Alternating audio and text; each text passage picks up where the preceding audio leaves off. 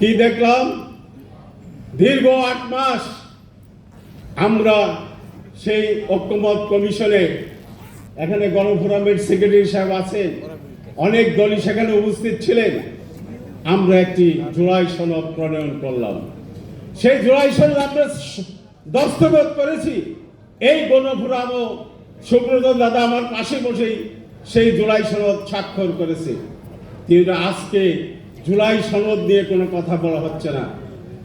বর্তমান প্রধানমন্ত্রী উনি বললেন জুলাই সনদ অক্ষরে অক্ষরে পালন করা হবে।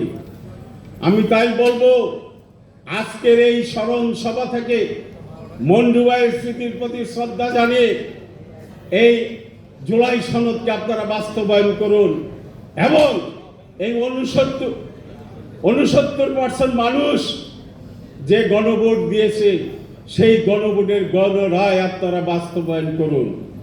আপনাদেরকে অনুরোধ করছি, আমরা আপনাদেরকে সহযোগিতা করব, নতুন বাংলাদেশ তৈরি করুন।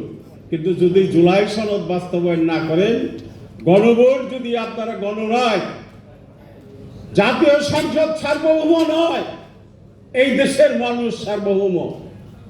কাজেই আপনারা এই দেশের 69% মানুষ গণভোট দিয়েছে এবং জুলাই সনদ প্রণয়ন করেছে।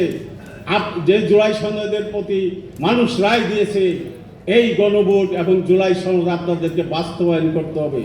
আর যদি বাস্তবায়ন না করুন, সেটা আপনারা পরে বুঝবেন কি হবে।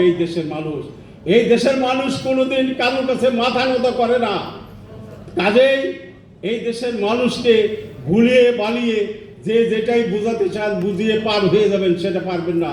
জুলাই সনদ আপনাদেরকে বাস্তবায়ন করতে হবে, গণভোটের গণরায় আপনাদেরকে বাস্তবায়ন করতে হবে। ধন্যবাদ।